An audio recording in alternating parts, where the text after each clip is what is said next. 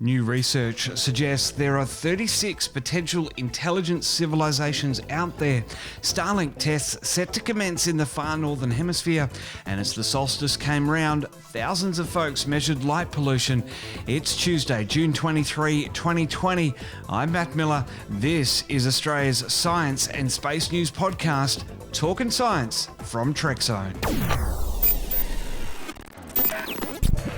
With the latest science and space news 5 days a week across Apple Podcasts, Spotify, Google Podcasts and YouTube. This is Talkin Science with Dr. Brad Tucker and Matt Miller. Well, it is a Trekzone Tuesday. Good morning to Dr. Brad Tucker, our resident co-host, astrophysicist and cosmologist for Talkin Science. Brad, happy Tuesday. How's it going? Oh, really good, really good. All is well in the world of Trekzone and science and space.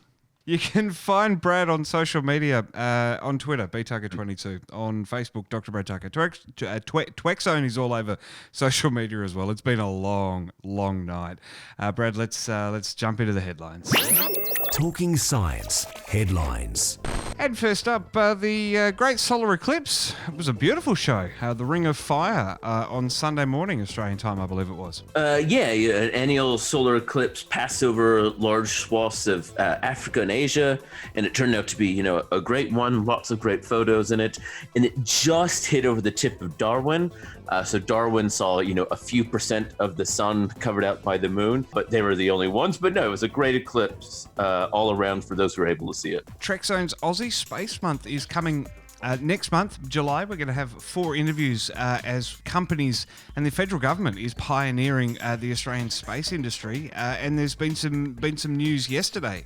In fact, this is such a fast-moving industry at the moment. Yeah, there was last week. There was an announcement of the first wave of space agency grants, essentially to develop missions, and one of those is a data processing center at the Aussie Center, which is it was built for radio astronomy for the square kilometer array, but because of the ability and all the speed in it and heavy overlap between those sorts of image processing, we'll do Earth observation data processing and storage as well. So another good toolkit for the Australian space community. And my chat with Dr. Jason Held, the CEO of Sabre Astronautics, will be premiering Aussie Space Month on Trekzone, and that'll be coming up not next Monday, but the Monday after. So it's going to be a month, July 2020, a month of a very cool look at exactly what the Aussie space industry is doing, not necessarily just the science community as we feature here on Talkin Science. Talking Science Stories of the Week. And first up, I think I knew this all along. Many sci-fi fans knew this all along. Communicating intelligent civilizations. Apparently, a new study has found that there could be 36 of them. Seems a bit small, Brad. Yeah, look, 42, man. It was just short-sighted. They should have just gone. They should have just rounded up. Look, yes. and 36 isn't. It's a given. That's the best number they arrive at with the various factors and assumptions they make. It could be anywhere from 0 to about 920. And essentially what this is an updated study of the Drake equation. So the Drake equation was as famous and done back in the 60s by Frank Drake, one of the pioneers of Seti, which essentially said, how common may intelligent, communicable life be in our Milky Way? And it was really the first attempt just to show that it is worthwhile thinking and looking and searching for these things because the number is non-zero.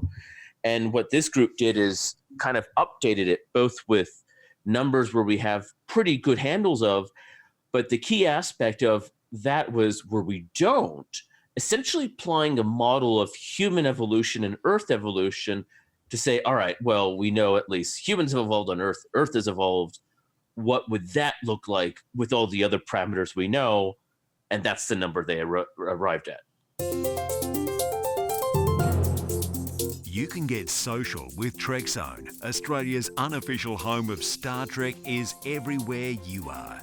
Just search for Trekzone. Alrighty, Brad, our next story, Starlink. We've been talking about for so long, it seems, how those little satellites are causing so many big problems for astronomers. And to SpaceX's credit, they are working on ways of fixing that problem and dimming them down.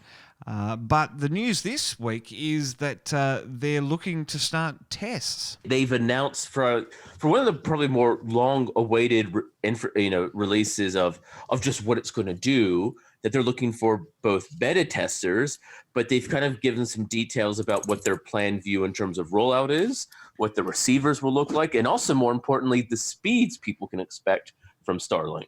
And Brad, Sunday evening for our Northern Hemisphere listeners, it was the summer solstice. For those of us in the Southern Hemisphere, the winter solstice. It marks the end of the days shortening for us, lengthening for them, and we're going to start rotating back on the axis, and a world record attempt was made. That's exactly right. On Australia Sunday nights, starting from 1 p.m., Australian Eastern Time, there's a goal of trying to set the world record for largest online environmental sustainability lesson.